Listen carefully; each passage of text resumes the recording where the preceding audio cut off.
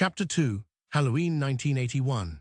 31 October 1981, Peter Pettigrew slowly picked himself up off the ground and surveyed the wreckage of the Potter home in amazement.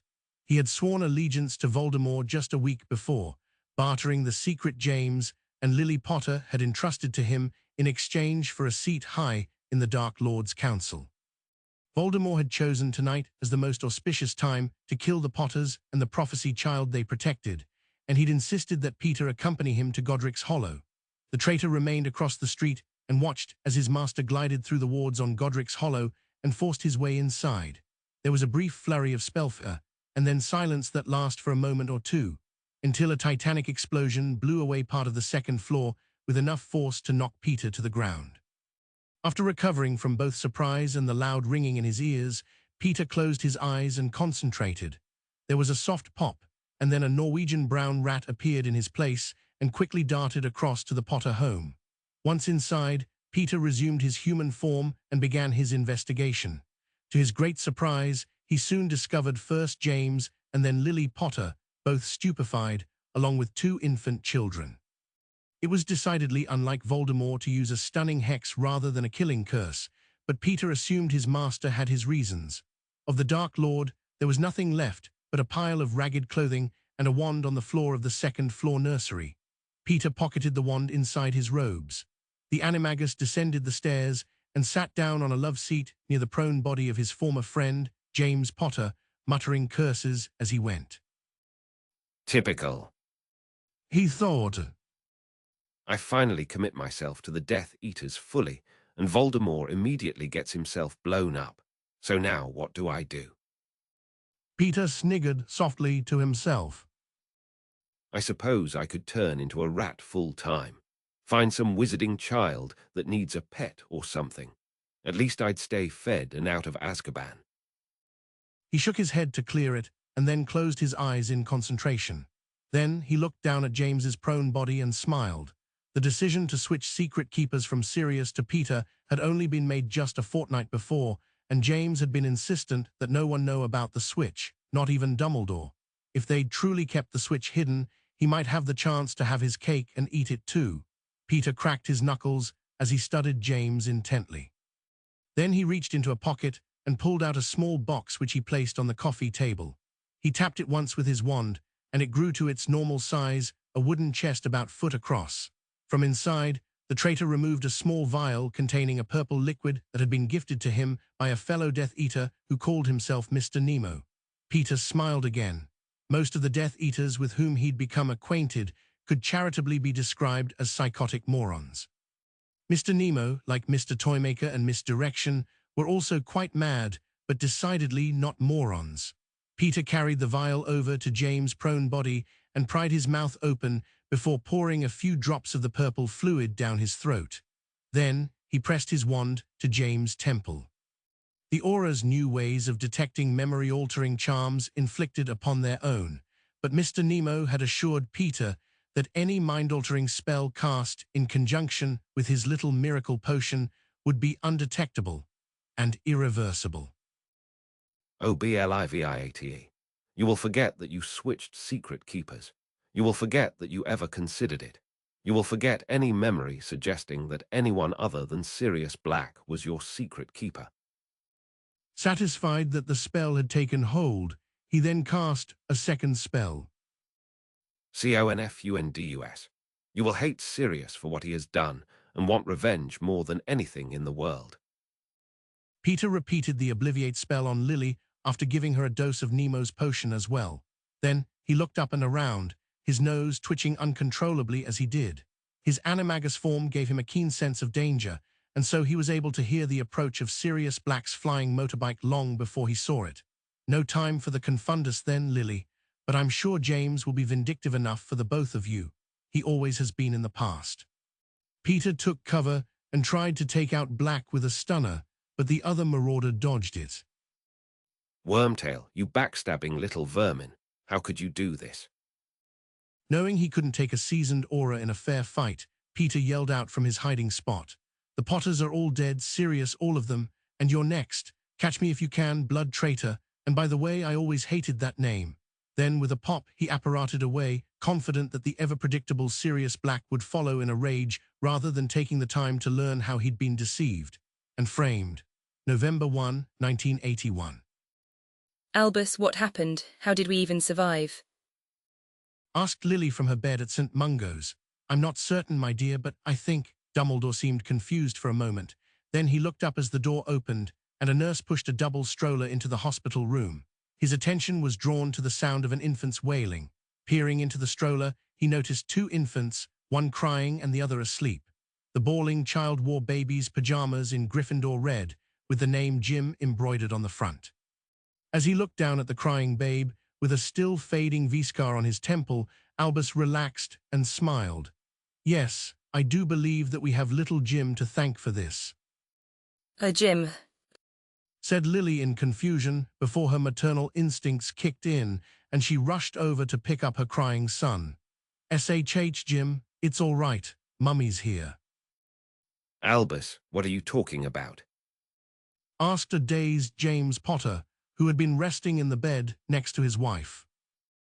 Well, I'm quite certain that the mark on Jim's head is a curse scar, the result of a backlash from Voldemort's attempt to slay him.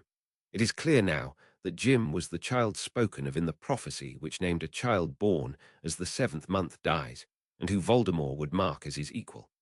Harry was born first at 11:52, while Jim was born just before the stroke of midnight. And now, Jim is marked with a V for Voldemort. Our Jim did it, said James in wonder. It's a miracle. And while the three adults marveled over the child who would soon be known as the boy who lived, they ignored the other child sleeping peacefully in the stroller wearing identical pajamas save for the name Harry instead of Jim. And on his brow, a rune of power pulsed with magical energies that none of them noticed. November 3, 1981, Peter Pettigrew made his way casually through the crowded London street, occasionally looking around nervously. He'd seen the Grim out of the corner of his eye a few times and knew Sirius was waiting until the Muggle crowd was thinner. Suddenly, he heard movement behind him, and the animagus turned quickly and darted down a narrow alley. He'd only made it halfway when a voice like cut glass sliced through the night. It's over, Peter. I've got you now. Peter turned to face his pursuer, drawing his wand slowly as he did. Traitor, Sirius, you know all about being a traitor, don't you? What's that, Wormtail? Do you want to make some pitiful excuse for why you did what you did? Sirius's wand was fixed on Peter, and Black had a murderous look in his eyes. I have no excuses for you, Death Eater, shouted Peter defiantly. What the hell are you? Whatever Sirius Black had meant to say was interrupted as a voice behind him yelled out, EXPLLIUMUS, and his wand flew out of his hand. Whirling quickly, he was shocked when James Potter whipped off his invisibility cloak to catch Black's wand easily with his off-hand. Sirius's shock and relief that his friend was still alive was quickly replaced by concern over the look in James's eye, a look of absolute hatred. Prongs, he said in surprise. Then Pettigrew's body-bind hex slammed into his exposed back. Sirius's arms and legs slammed together, and he fell to the ground. Paralyzed, Sirius could only watch in silent horror as his best friend walked up to his prone body, wearing the same look of hatred and contempt he'd worn back in school when they were dancing with Snivelus. You thought you could betray us, betray me, the way you did and get away with it, Secret Keeper. With a snarl, he kicked the helpless Black in the ribs. The paralyzed Black made no sound, but his pain was still obvious. Ah, damn it, James. I wasn't your secret keeper. Peter was. He thought desperately, but no words came. Nearby, there were soft pops as auras apparated into the area to ward off any curious muggles. Thank you for helping to catch him, Peter. Although I do wonder why he was so bent on killing you instead of just fleeing the country. No idea, unless. He yelled out that I was a traitor. You know, Dumbledore may have known he was the secret keeper, but only the three of us and Lily were there when you cast the spell. Perhaps he thought that you know who had killed both of you. If he killed me as well, he could have claimed that you'd switched secret keepers. Merlin, what a sly bastard. Wormtail looked down at Sirius, seemingly disgusted with him, but his eyes were almost dancing with mirth. Despite himself, Sirius almost had to hand it to the other marauder. He never imagined that Peter Pettigrew could be this cunning. Where had he been hiding it all these years? So now that you've caught him, James, what are you going to do with him? As tempting as the killing curse is right now, I'll let our wonderful judicial system handle him. James, Exclaimed Peter. you're going to trust the Wisengamot to decide his fate. He's the Black Heir. And now that he's exposed as a blood purist, there'll be spendthrift in winning his freedom. What do you want me to do? Hissed James. Use the killing curse on him, in front of a half-dozen auras. Peter stepped closer and whispered urgently. You're an aura yourself, James. I know you have a license to kill Death Eaters. James stared at him for a second. Sirius's eyes almost bulged out of his head. Potter was considering it. Suddenly, James whipped his wand and Sirius's sleeves ripped away. James sighed loudly. I have a license to kill marked Death Eaters, Peter. Obviously, he hasn't been marked yet. Peter looked frustrated, while James stared down at his former friend intensely. Still, there are other Death Eater laws on the books. In circumstances involving high-ranking Death Eaters, we're allowed secret trials. Hell, even trials in absentia. Between my sworn testimony, Lily's, and yours, we'll have this bastard in Azkaban by tomorrow night. James, Peter said hesitantly. I was happy, honored even, to help you catch Sirius.